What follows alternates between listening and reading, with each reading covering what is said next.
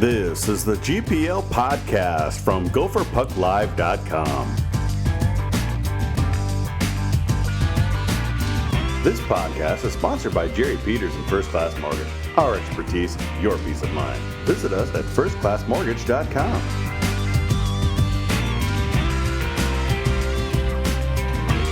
Now let's start the show with your hosts, Jupiter and Vigo.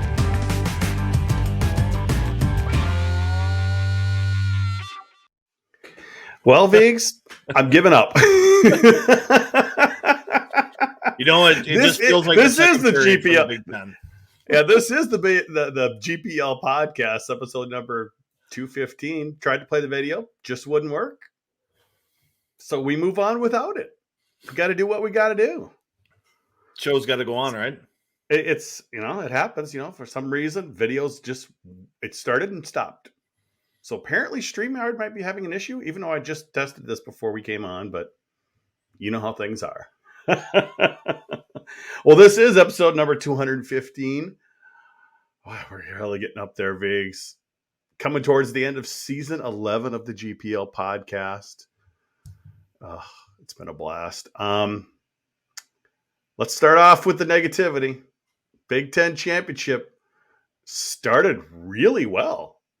32 seconds in, Gophers up 1-0. Didn't stay that way very long, did it? It was a short-lived lead. It was. And, Tyler Duke said after the game when that line went out with Johnson and Brisson, he's just like, I hope that they get a goal. That's what we need. And sure enough, one of them gets loose between the Gophers' top defensive pair, Faber and Johnson, and capitalizes it to make it 1-1. And he felt a little bit of energy come out of the building after that. But actually, I thought Minnesota controlled play for the rest of the period for the most part. I thought they looked pretty good in the first period. It was pretty interesting. It seemed to obviously the crowd. Amaze balls. I mean, but the student section was full when the Gophers hit the ice for warm-ups. By the time the game started, the crowd was full. A record crowd ended up being there at Mariucci, Vigs. So when they scored 32 seconds in, wow. The roof blew off. And then just a minute later, let's just put that roof back on. Yeah, the hype for this game was there.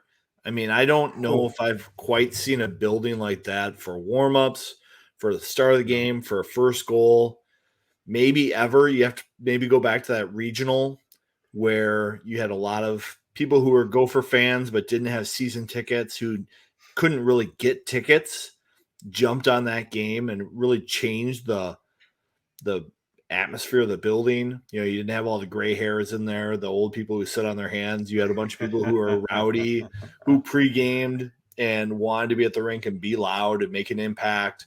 And they saw a lot of goals. I think if the Gophers could have got a couple more goals in that first period, we would have felt that energy longer in the night. Oh, yeah. Instead, we got a little bit of frustration that started to come out. Oh, yes. That really came at the goal that Kester kind of tipped in.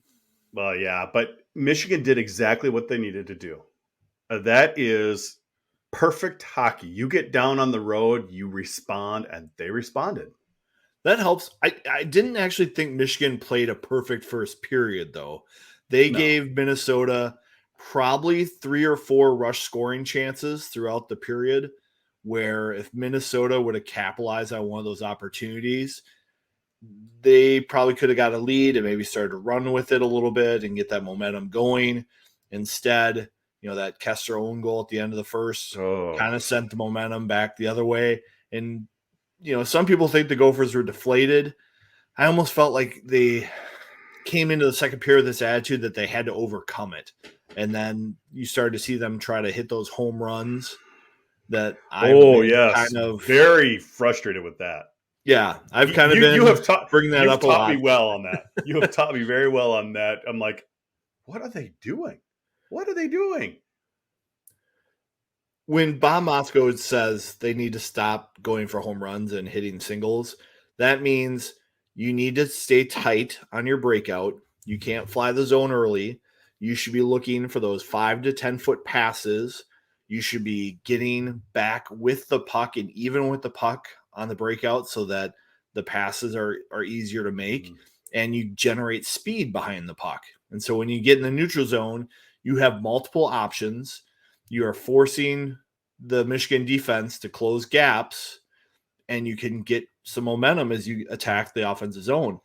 Instead, what we see Minnesota doing is getting stretched out, centers leaving the zone very early, Minnesota coming into a neutral zone where they don't have any speed, and Michigan has 3 players back, and the Gophers would skate the puck into bad situations and have to start over.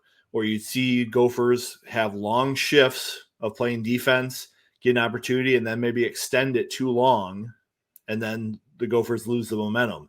At some time, you need your players to say, all right, I just got to win a shift so that the line coming out after me has an advantage on their next shift. And we just did not see that happen in the second period. Here is my concern, Viggs. This is the end of the season. We're supposed to have learned this by now. Not a great game. They had their bad game against Penn State. What about that? I mean, they're not supposed to be doing this now, and we're seeing a lot of what we saw at the end of last season. The only thing is, it didn't end their season. They get another chance to learn from it and come into this weekend and maybe apply that lesson. Sometimes it takes something like this to reset a team and get them to focus and learn what does it have to look like to win playoff hockey games. And maybe they can learn that lesson. I think down the stretch of the season, maybe the competition let them into it. You know, there are a lot of people saying good things about the Penn State series, the Wisconsin series. You know, as they came down the stretch, Michigan State, you know, overcoming some adversity in those games.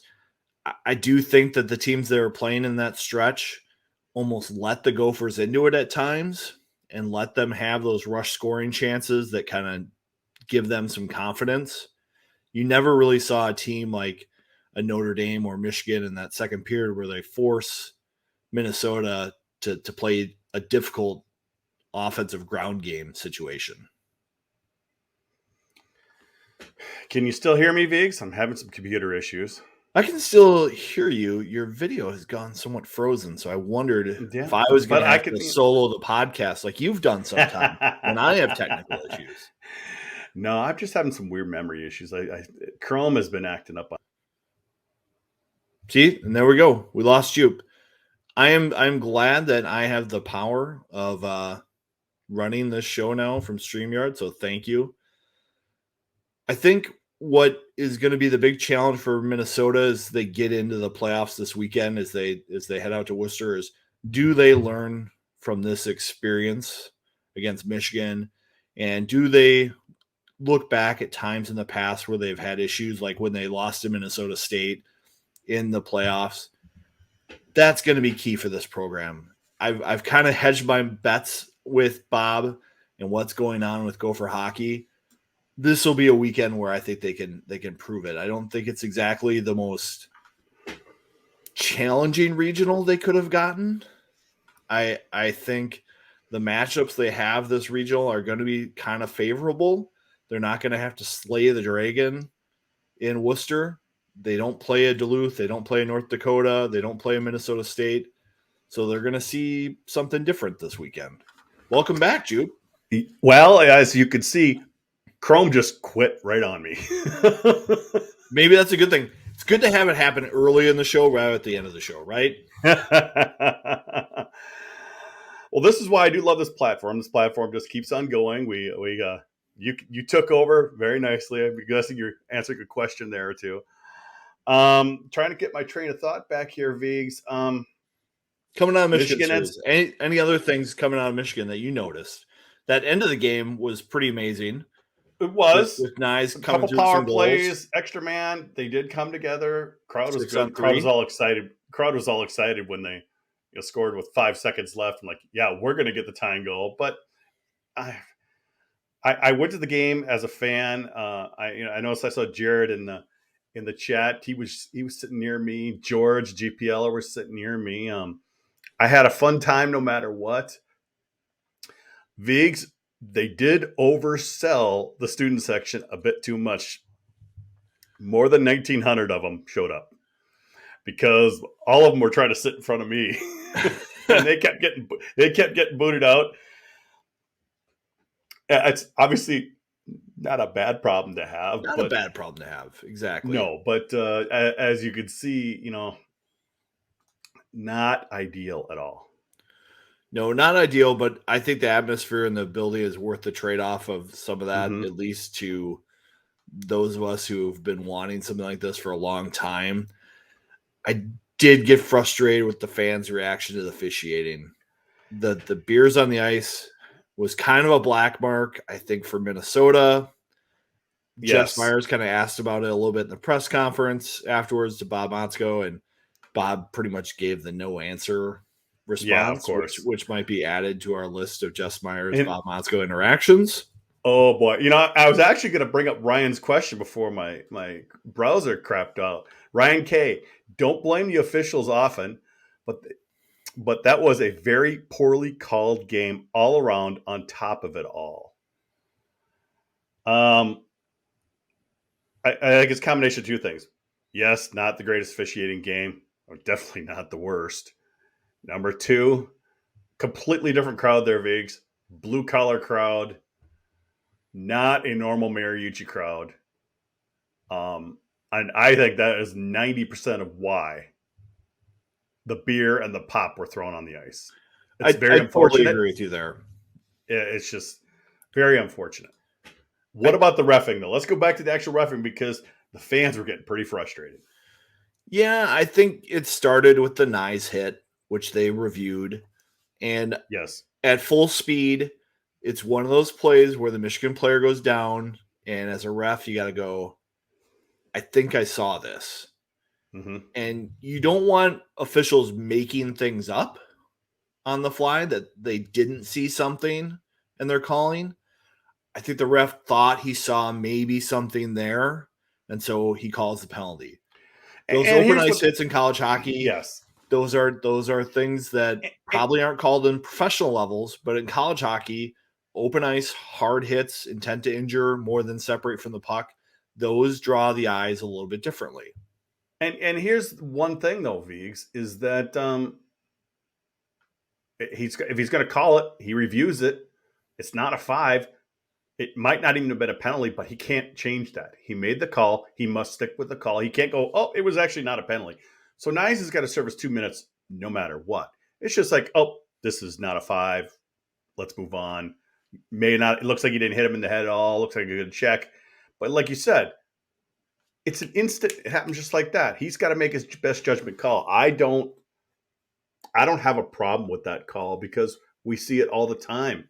Good or not, things happen that quickly. You can't reverse that on a video review. I think you can be a little frustrated that it went against Minnesota, but I don't think you can be surprised that it was a call. That's one of those penalties in college hockey. You're just going to see.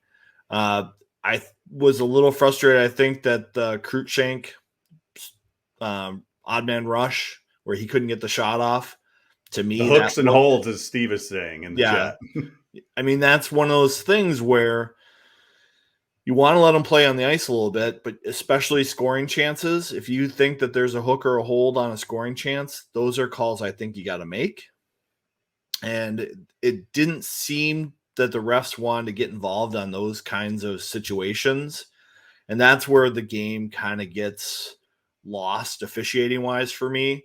I didn't think it was awful. Like, I didn't think it was clearly bad, but I think at that point of the game, Michigan is starting to push the line a little bit on what they are going to get away with. And they're going to keep pushing that line until they get called. So, and why shouldn't they? That's right. That's smart hockey. If you're going to let me get away with this stuff, I'm going to keep doing it. And I think Minnesota got a little frustrated with that. You had Bros starting something where I think he was the one that pushed a Michigan player into Portillo. It's one of those things where, on its face, maybe a penalty, maybe not. But with the way the game was going, did it have to be a penalty? Not if you're letting all this other stuff go. See, that's kind of where it gets tricky. And at that point, I think the fans were lost. There was another high hit in front of the Gopher bench where somebody finished with their hands high. No call on that. So at that point, the game's a lot of hand. The Jackson Nelson hit, that was a clear major for me. You're hitting a player. It doesn't matter if he turns at the last second. Exactly. A lot of people say he turned. So what? Yeah. This is about player safety. And the thing is, it was in the neutral zone. Yeah. You don't need to hit somebody like that along the board, or even you can hit them. You can, slow them down. You can't hold, but I mean, come on. You don't have to blow somebody up in the neutral zone. And especially when they're a player that turns like that, you just can't do that. And that they did survive that. And they survived. They actually generated some momentum coming out of the kill. They did. I thought shorthanded they had some scoring chances that they could have. I think they had better chances than Michigan did on that. Yeah, maybe accelerate that. And then after that, they killed that off. I think they put on some pressure on Michigan to end the third. Encouraging stuff to see. I really like the 6-on-3 pulling the goalie. I've talked about that before. I think that's a cool move in hockey. So I was glad to see that. Portillo was good. Portillo outplayed Close. I don't think Close played bad. I don't think you can look at any of the goals scored on him and say, oh, those were bad. But there were a lot of saves Portillo made where it's like, no, that's a good save. That's a Big Ten goalie of the year save right there. Those are the little differences that happen, and just too big of a hole to climb out of. Are you concerned? Of course I'm concerned.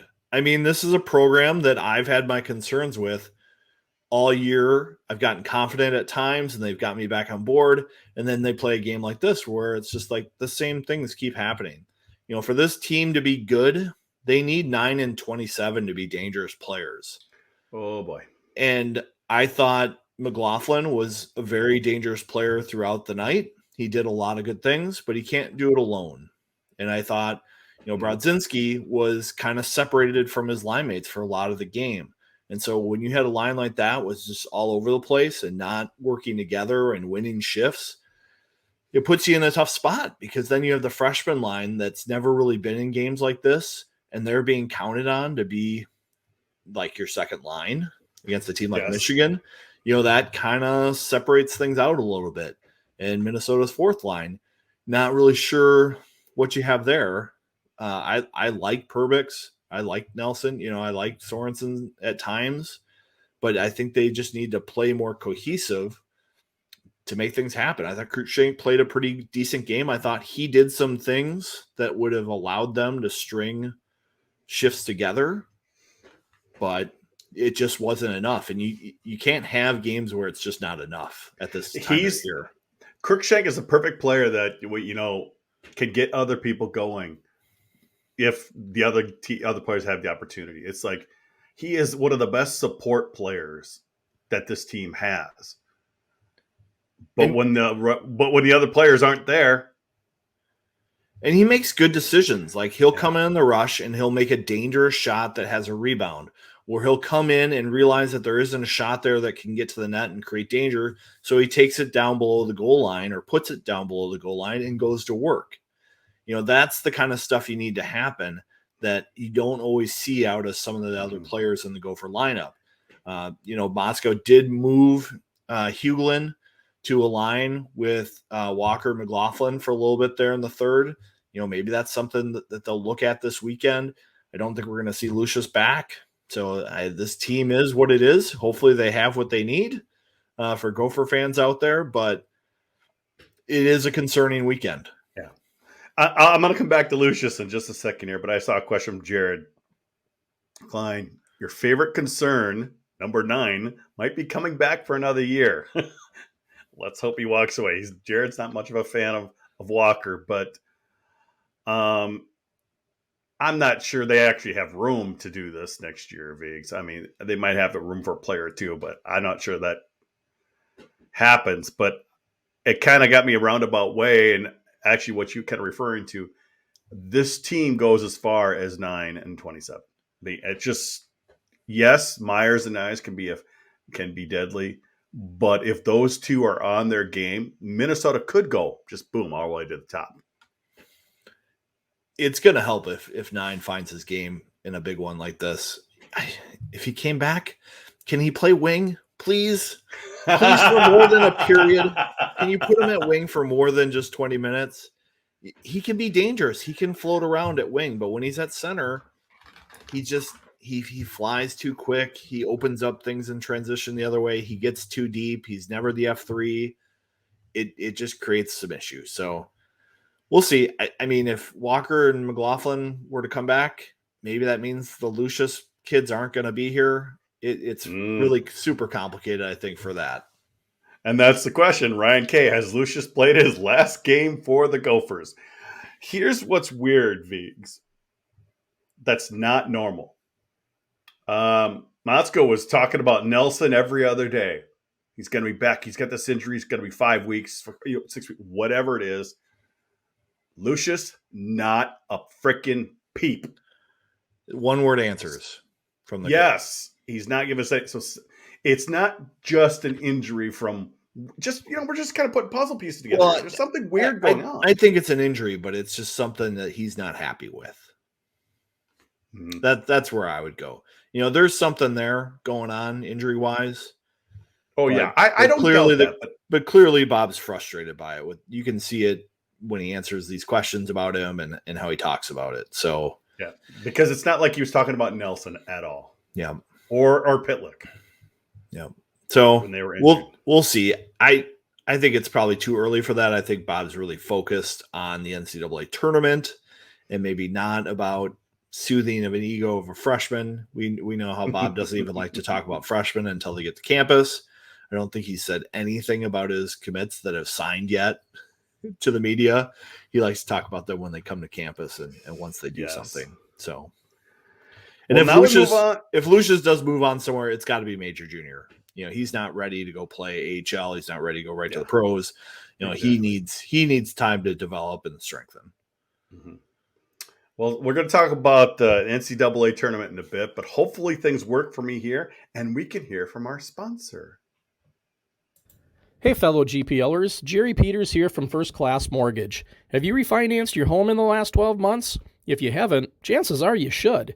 Record low interest rates and skyrocketing home values make this the perfect time to remove monthly PMI while improving your interest rate at the same time.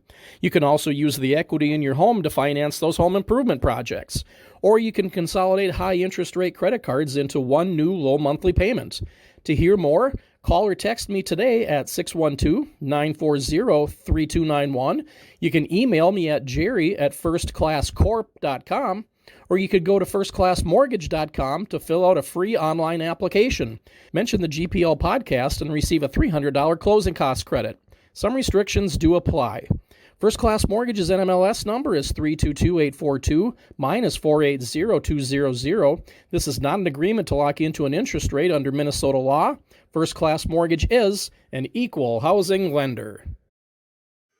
And, of course, we always thank Jerry for sponsoring the GPL podcast. Viggs, I've been saying this forever. My favorite weekend of the year. 3 days just moved to 4 days. I'm not so sure on that. My Saturdays and Sundays won't be as busy. But it's regional weekend, my favorite weekend. Gophers there or not. Best weekend of the year for me. That's right. It's going to be great. I like having the games spread out over the 4 days. I think it's more likely that we'll be able to watch most of the games. Mm-hmm. Sometimes there's that overlap where you're trying to get multiple screens going. There'll be a little less of that this year, hopefully. And so maybe a little more attention can be played to the games with just 4 a day on the first 2 days. There's actually a lot of time between the games at each regional, too. It's not like when they're done, about an hour and a half later. There's quite a bit of time. I mean, I'm just looking at my first set of games here with Michigan International and American International, Quinnipiac and St. Cloud. One game's at 2, one game's at 7. So they're like building in overtime time a little bit, just make it a little more casual. Of course, I'm guessing maybe are they doing 2 sessions at some of these things? Yeah, I don't know. It'll be interesting to watch. That's a little different. We're obviously not going out there this year to see them in person, so we'll be watching on TV with everyone. And I think it's going to be good for the game to have those. I'm looking forward to. I think on the first day, I want to see how Minnesota Duluth plays. They're playing a Michigan Tech team that I don't think is supposed to be super dangerous. Tech hasn't done great against tournament teams, but on the flip side, Minnesota Duluth sometimes has trouble scoring.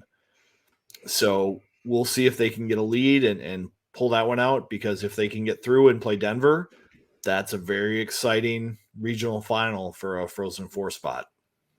Well, let's just go ahead and hit up that regional then. That's the Loveland Regional. You've got the number 1 seed in that regional, Denver, playing UMass Lowell to kick off tomorrow night, 8 p.m. Central Time.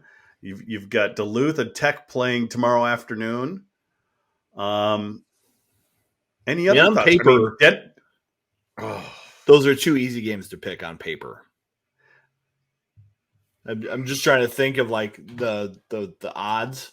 If I look at my DraftKings odds for those games, Denver's a -340 favorite, Minnesota Duluth's a -220 favorite. So the odds makers think that those are pretty easy games. I think that 3-2 game between Duluth and Tech is probably one of the bigger spreads out there. Really? Mm-hmm. Well, look at what Duluth did. They shut out their tournament. Right. And that's what Scott Sandelin teams do. I've often asked Scott how he develops leadership and how he develops teams. And it's through hard work and trusting your veteran players and just kind of giving your freshmen a little bit at a time. I think he was really shocked when he had Perunovic made that big leap and become such a player right away. That's very rare for a Bulldog team to have a young player like that mature into a relied on position. But they had to that year because they had so many freshmen D on that crew.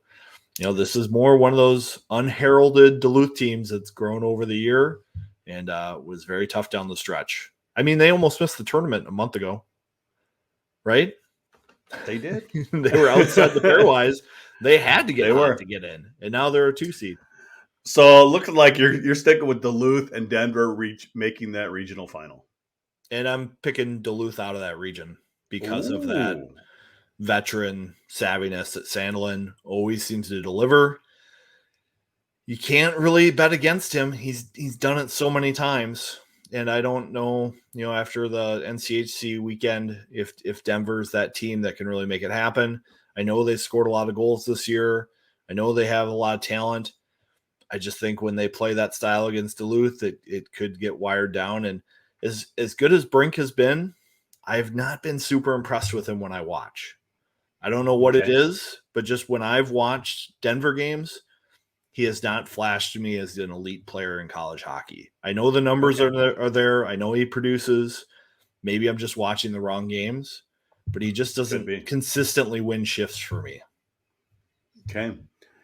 Let's move over to the number 1 seed, Michigan, earning that number 1 seed by defeating Minnesota. They're taking on American International, and everyone, in the past, everyone's like, Michigan. What? AIC has taken out the number 1 overall seed before. This is nothing new for them. Not saying this will happen, but stranger things have happened, Vigs. Stranger things have happened. After watching Michigan very closely this last weekend, though, Michigan has a ton of talent. They do. The one thing that really impressed me with Michigan is how much during that second period they controlled the puck and controlled shifts. Yep. And that really was not something I think we saw from Michigan maybe in the past couple of years or even earlier in the season. I think they, have matured as a team and know how to compete, which I don't know if we've seen all the time. And some of the nights where Michigan's gotten in trouble, it's because of major penalties and things like that. if they can avoid that against AIC, I think it's going to be an easy game for them from that standpoint. And if they fall behind, I think they have the talent to come back. Well, and then obviously on the other side, we've got Quinnipiac and St. Cloud State. That's a fun matchup, Vigs. That's a really fun matchup. Yeah, it's a fun matchup because St. Cloud's healthy, I think, based on everything I've seen, except for maybe their goalie has an issue. Hreniak maybe has something that's come up. So that could be a surprise as we get to puck drop if he's in net. I've heard it's a concern, but most of their skaters are healthy, and that's a dangerous team there. I think they maybe don't have as good a record because of their first half. They didn't do very well against some of the higher ranked teams in the pairwise, but I like St. Cloud in their game too for a big matchup. St. Cloud, Michigan in that regional final. Oh, that's good. This is just a fun weekend, Biggs. It'll be great. And as much as gets a lot of perps out there, perks, hype, whatever it is for them. I don't think they're going to be there. Well, there you go, St. Cloud and Michigan. Then I'm thinking Michigan does dispatch of St. Cloud. Oh, maybe that's not maybe your bracket has Michigan losing in the regional leagues. If I could get confirmation that St. Cloud was going to have their goalie healthy for the weekend, I would have some confidence in picking them right now. But I think that little bit of mystery, I would pick Michigan to go through. Okay. Oh, boy. Mankato. First, let's talk about what happened in Mankato this past weekend. As our game was ending, they're going to overtime, and then Mankato wins, and then, the puck went underneath the net, and there's a whole debacle. Makes the Don not look so great. According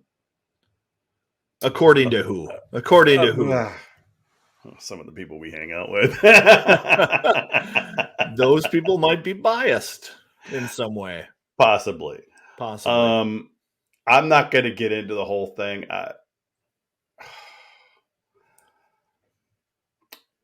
Technically, they broke the rules, Biggs, but they broke the rules when they didn't look at the initial. They didn't look at the first overtime goal and see that it wasn't good. Right. 2 wrongs make a right. Does for me. I think they made the right call. It should not have taken that long, but I think that's the difference when you have the CCHA versus the Big Ten or NCHC. You just are a little more organized, I think, in some of these different leagues. CCHA, it's more willy-nilly. And once Don saw that, he's like, we're getting this right. And luckily, things were worked out between Bemidji and Minnesota State. Mike Hastings, gracious man. You can be gracious when you've already locked up a number 1 seed. If there was only one spot at stake in that game, I don't know if he would be as gracious. But I think they made the right decision there and figured it out. It would have been crazy if Bemidji would have scored that goal, but I think that your conference commissioner is the one that gets to make the shot call there. If he thinks that's what you're going to do, that's why you have a commissioner. So Minnesota State, Mankato, they're going to be playing Harvard. Harvard got that overtime victory against Quinnipiac to get into the tournament, Vigs. I don't think they're not AIC. Well, pairwise is not too far away, but they're peaking at a good time. They could give Mankato a little trouble, couldn't they?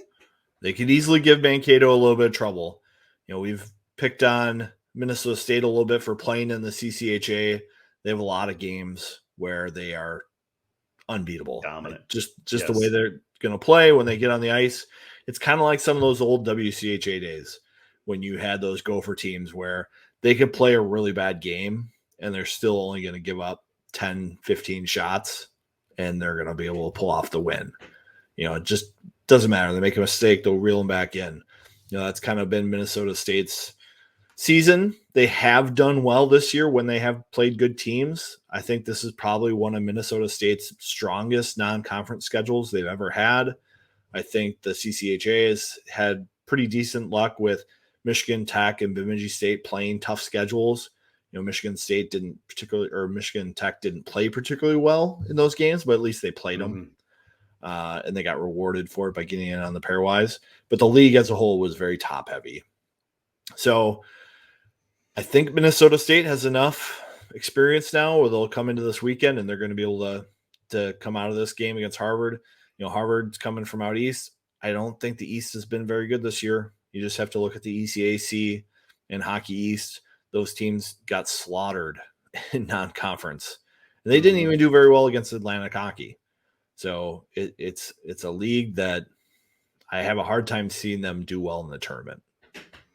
And that's game numero uno tomorrow, folks. 11 a.m. Minnesota State takes on Harvard, ESPNU, to kick off this wonderful weekend.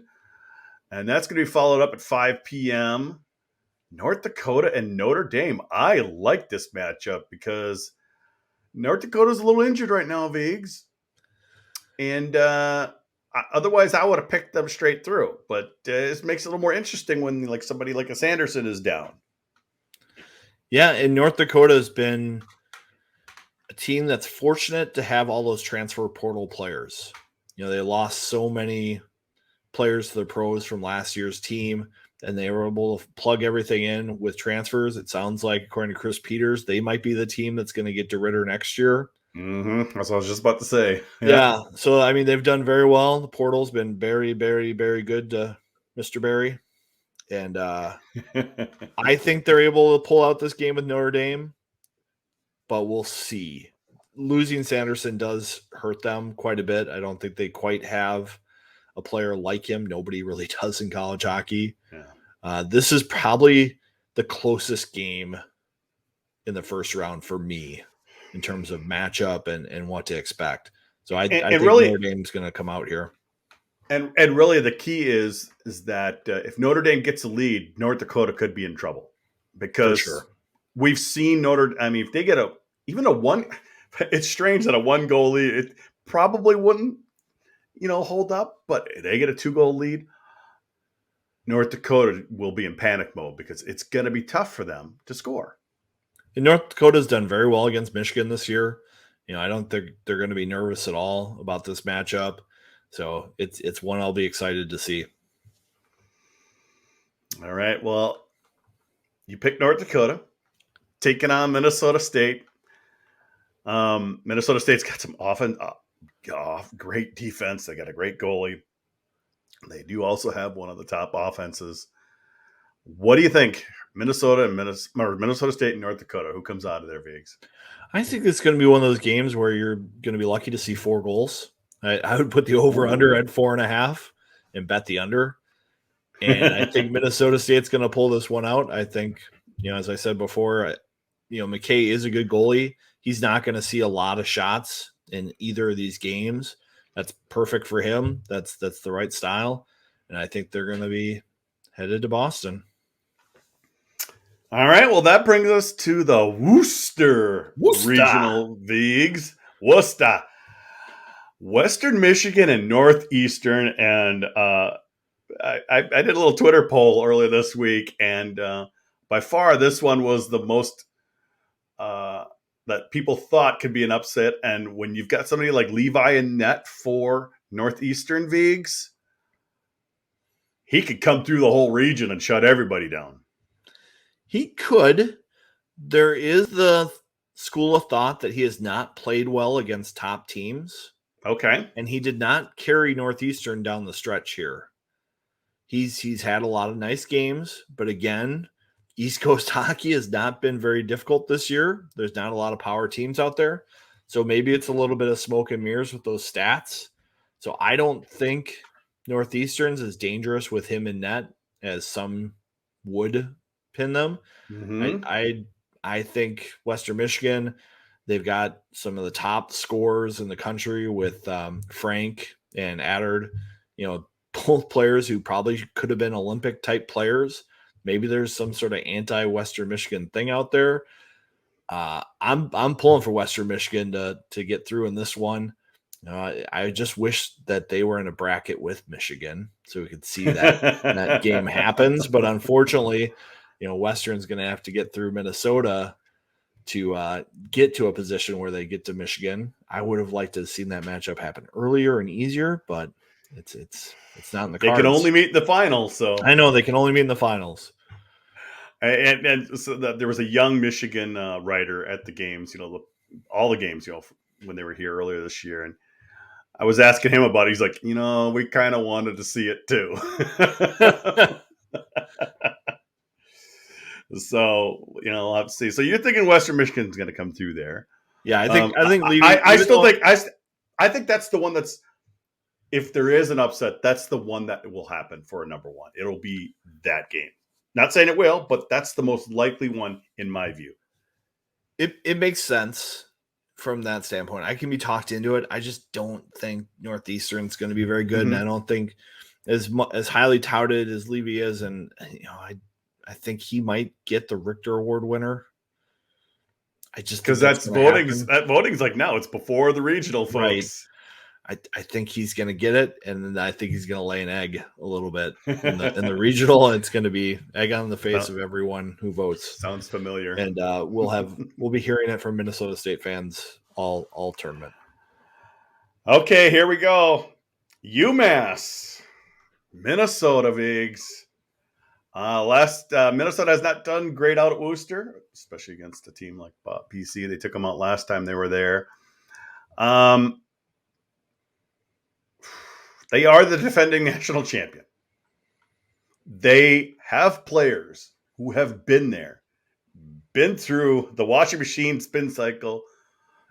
Maybe they're not the top team they were last year, but boy, that experience does matter, Vigs. It does matter, and they play the right way. And I think Carvel is one of the best coaches in college hockey. He's done a lot of amazing things there. He's gotten a lot of the right players there, and he's developed them. And not all his players have been as hyped as McCarr, but they've done a pretty good job with their players. And it's a tough draw for Minnesota. It's just, it's kind of one of those kryptonite games in my mind. Where, well, we had a question on Twitter about that as well, didn't we? Which I'll have to look it up here. Here it is. Phil Stark, of the teams in the tournament, which one will benefit from the day? Oh, sorry, that's another question. Sorry, Jason Michael. Let me get this right. Is this the best regional for the Gophers realistically they could have gotten? I mean, I think so. I brought it up earlier where they don't have like a true dragon in their region, like a North Dakota or a Minnesota State or a Minnesota Duluth. They don't have the distraction factor of playing St. Cloud. They're not playing, Michigan, in the final after losing them the week before. I do feel like this is probably the best region they could have been put into. But at the same time, it's going to require them to play at a level that we just haven't seen from them play very often. I don't think their matchup with Omaha last year was at all scary. That Omaha team, I don't think was that great. No disrespect to what they're doing there, but that wasn't a very good team that made the tournament. And I think this UMass team is a little bit different. I think UMass is a pretty good team that played in a weak conference and dominated for the most part. It's just the rest of their league wasn't very good, so they're hurt a little bit in the pairwise there. So it's a tough matchup. You could very easily see the seeds flipped here, where UMass would be the 2 seed and Minnesota would be the 3 seed. So and I'd like to remind people that it has been 20 years since Minnesota has successfully gotten out of a regional outside the state of Minnesota. 20 years. It was 2002 when they beat Colorado College in Michigan, when they only had to play one game, by the way. They had to bye. That was because we had 12 teams at the time. That's kind of one of the issues I have. It's like, they got to show me here because it's been 20 years, Vigs. Yep. Do you think Minnesota at least squeaks through? You're looking a little unsure there. I'm totally unsure. here's the thing. Bob's got this program in a great spot. I think they have an older team, an experienced team. They do have the freshman line, but they have been pretty comfortable together. The other lines are all veteran lines. The blue line, all veterans. Close, got a lot of experience here down the stretch. He's an older guy. He's not like some freshman, that hasn't played a lot of juniors or something like that. He's pretty experienced, and he seems like a pretty calm guy. And I don't think you're going to see games where he's going to need to stand on his head for them to win. Is this the best Gopher team we've seen in 6-7 years? It should be. Is it going to be enough? I think it is. It's going to be scary. It's going to be scary. But I think they get through against UMass, even though I'm not confident about it. I would not put any money on this game if I was betting. Well, stay away from it. Okay, well, we've theoretically put Minnesota and Western Michigan in the final on Sunday. 9-27, Viggs. This weekend is 9-27. If they play well, the Gophers get through. Yeah, if they do, true. If they play well, I think they sail through. Because I think those two can have that much of an effect on a game. Because if they have that much of an effect, that means the teams have to try to concentrate more on them, and it opens up Nyes and Myers, opens up the freshmen. It just opens up so many things. It's that, I mean, literally, this season depends on those two this weekend. Sorry, guys. It's what it comes down to for me. And just based on what I've seen in big games, they have not delivered enough for me to have confidence in them getting past Western Michigan. Okay. I think the Broncos get through, and they're the team that gets out of Worcester. 21 years. I know. But I would be more than happy to be surprised. Wrong. I'd be more than happy to be surprised. Damn right. Like, you can go back at Gopher Puck Alive, and you can look at that, play-by-play thing on Walker and what they need to change. If he can change that in a big game, it's going to pay dividends. If he does the same stuff that they've done, or if they fall behind and they start trying to go to home run hockey, they're not going to be successful. You can't do that at this time of year. So, for me, it's kind of similar. It's been, like I said, 20 years since they've been through a regional. They've had a lot of good teams in those 20 years. A lot of times those teams lined up and they got to play at Mariucci early on in the 2000s, or they got to play at the X. And they used that to their advantage. Good for them. But anywhere else, a lot of times they lose the first game and they obviously haven't won the second game. So definitely prove us wrong, right, Viggs? Please prove us wrong. But it's just, like I said, it's been 20 years. Show us. That's kind of how I feel right now, Viggs. That's where I'm at too. I'd love to feel more confident about them for the Gopher fandom that's out there. It's just we haven't seen it in the big games from them, and it's frustrating to watch it and see it come out all the time in these big games. And I just get up in that press box and I just go, oh. and the thing is, Viggs, is that I think what makes it even more frustrating is that we've seen them play the way they can and dominate some of the best teams. They play smart. Like I said, they're not playing the stretch hockey when things aren't quite working. They dump the puck in. They're not losing the puck at the offensive blue line. They're doing the smart things. They're thinking with their head. And that just seems like it just keeps rolling like a big snowball. Yeah, Bob says sometimes it's like they want it too bad. Like they want to try so hard that they just don't play simple percentage hockey. And I totally get that. It's just at some point you got to coach that out of them. Yeah. And sometimes you got to make changes in the game. How much would you love? Oh, they don't see it working. All of a sudden he puts Walker out on the wing, Viggs. You would lose your shit. I'm sorry. You kind of would. I would be like, wow, that's a big time coach call. That's like a Nick Saban benching his quarterback, Jalen Hurts, for the backup, Tua. That takes guts to make that kind of decision. And maybe if you've been trying to baby this along all year because of egos, you know what? You can break a few eggs at the end of the year to make the omelet. Go ahead and do it. I would love to see it if they fall behind for Walker to move to wing. Something. I would love to see him start that way.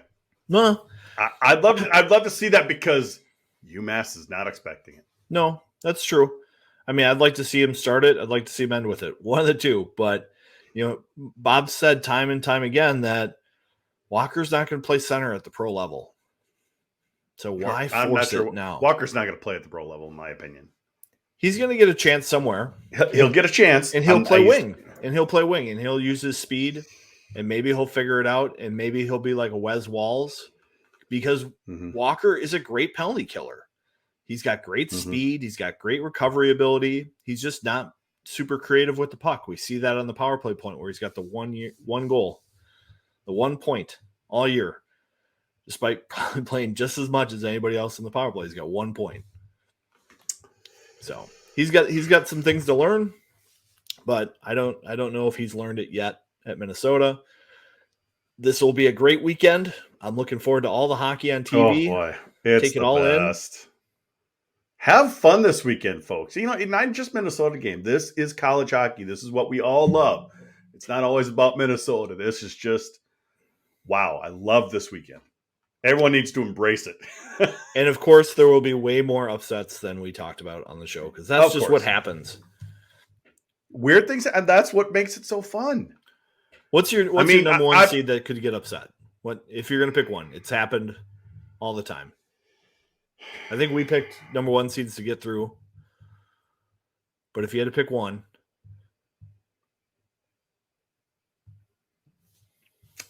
I'll pick Mankato. Sorry. Don't do it to me. Really? It's really between Mankato and Western. I just think those first games are going to be tougher than I think. Of course, it doesn't matter what I think. For all we know, all of a sudden AIC is going to take out Michigan. We're all our mouths are going to drop to the floor. We've never been able to predict it. No, most people can't. Yes, you can predict there's going to be an upset, but which one is it? I don't know. Yeah. As much as I do think Levy's a bit of a paper tiger, he could, of course, steal a game. There's a reason why he's predicted to do well. Ryan, Cato can't score. They're one of the top scoring teams in the country. Nathan Smith, one of the top forwards in college hockey. Are they top five in scoring? Yeah. This isn't the Mankato of old. They're a legit team. And they play great team defense and great special teams. There you go. And they played a tough schedule this year. They did. You got anything else for us here, Viggs? No, that's it. Let's get to some games. Let's hopefully have 2 more podcasts this season. Yes. Instead of just one. Which that is possible. Idea. Which is possible. Definitely possible. All right. Well, there you go. Are we back the Wednesday before the Frozen Four? If we're doing this, we'll be off next week. So what I was here's what I was thinking though, Viggs. If they make it through the regional, let's take next Wednesday off. We'll do the Wednesday before the Frozen Four. If they don't, we're closing up shop next Wednesday night. Same bat time, same bat channel. What do you think? Does that work?